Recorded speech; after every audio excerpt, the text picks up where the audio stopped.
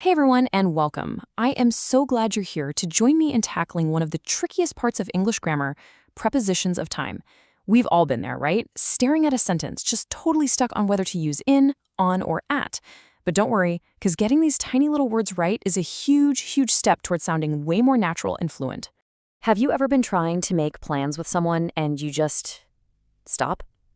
You're thinking, wait, should I say the meeting is in Monday, at Monday, or on Monday? If that little moment of confusion sounds familiar, then you are in exactly the right place. By the end of this, you'll know exactly which one to use, and even more importantly, you'll understand why. Okay, let's dive right in. First up, we're going to use a little trick I call the time pyramid to finally master in, on, and at. Then we'll look at a timeline to figure out for, since, and from. After that, we'll learn how to talk about two things happening at once with during and while. And of course, we'll wrap up with a quick practice session to lock it all in. Ready to go? So, our first tool is a really simple but super powerful idea I like to call the time pyramid. Honestly, think of this as your secret weapon for always choosing the right word between in, on, and at. Let's break it down.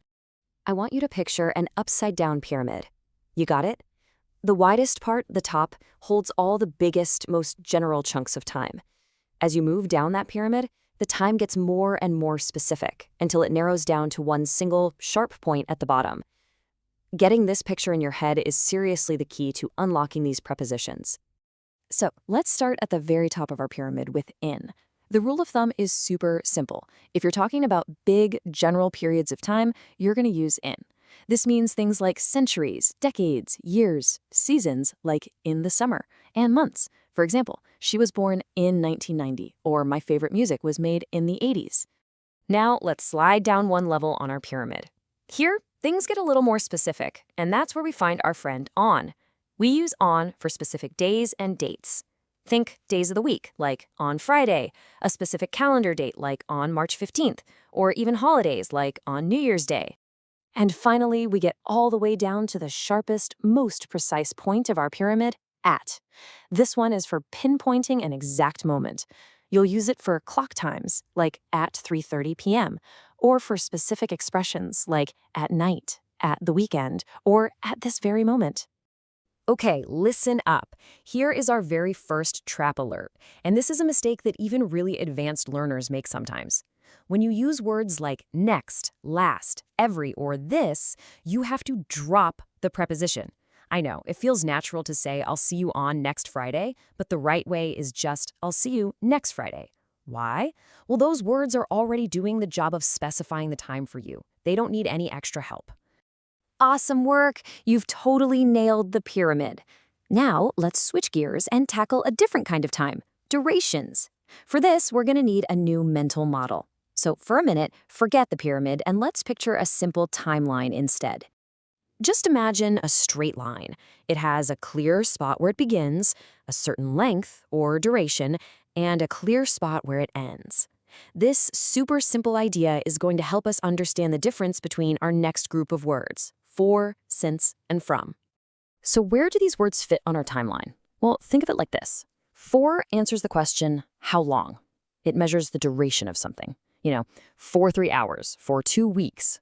On the other hand, since doesn't measure how long something is, it just points to the starting time of an action that is still going on.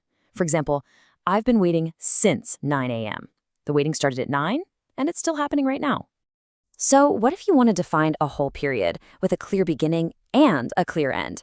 That's where the tag team of from to or from until comes into play. It's just perfect for putting brackets around a specific time frame, like the office is open from 9 a.m. to 5 p.m., or I worked there from 2010 until 2015.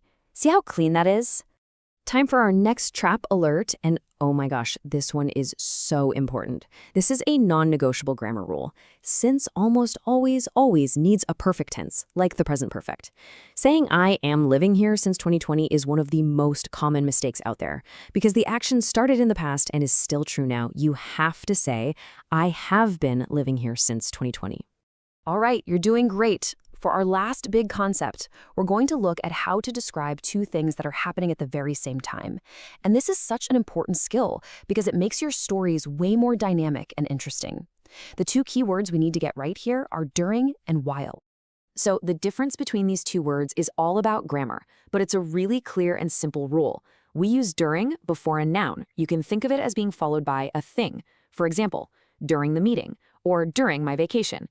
In contrast, we use while right before a clause that has a subject and a verb, so think of it as being followed by an action. For example, while I was reading. Let's just go over that one more time to make sure it sticks. During answers the question when by putting one action inside of a bigger event. I fell asleep during the film. While connects two separate actions that are happening at the same time. The phone rang while I was cooking dinner. It really all comes down to what kind of words come right after it. And here we are, our final trap alert, this time for while. Okay, so when you're talking about the future, it is so tempting to use will after while. But here's the rule. In the while part of the sentence, you have to use the present tense. So you don't say, I'll call you while I will be on vacation. Instead, you say, I'll call you while I am on vacation. Okay, wow, you've learned the rules, you've got the mental models, and you know all the traps to avoid. Now it's time for the fun part. Let's put that new knowledge to the test and see what's stuck. First question for you. Columbus discovered America 1492. What do you think? Okay, 1492 is a year, right? A big general block of time. So thinking back to our pyramid, that puts it right at the wide top. So the answer is in 1492. You got it? Okay, next one. I've been waiting here over an hour. Are we marking a starting point or are we measuring how long? Over an hour is a length of time, a duration. So the correct word has to be for. For over an hour. Excellent work. And our last practice question. Paulo kept texting his friends the lesson. Let's look at what comes right after the blank. The lesson. Is that an action or is it a thing? It's a thing, a noun. So the correct preposition is during the lesson. Fantastic. So let's do a lightning-fast recap of our key tools. For points in time, remember the time pyramid. In for big stuff, on for days, and at for exact times. For durations, think of the timeline. For measures the length, since marks the start. And for parallel actions, it's all about the grammar. During plus a noun, and while plus a full action clause. And please, always watch out for those tricky little traps. You know, Mark Twain absolutely hit the nail on the head when he said this. Mastering these small, tiny prepositions is really what separates good English from great fluent English. So my challenge to you is this. Don't just watch this. Go out there and actually use these words until they feel like second nature. So, my question for you is, which one of these prepositions are you going to try and use in a sentence today? I'd love to see it, so drop a sentence down in the comments below. If you found this grammar breakdown helpful, please give this a like, share it with a friend who's also learning, and subscribe for more lessons just like this one. Thanks so much for your time, and I'll see you in the next one.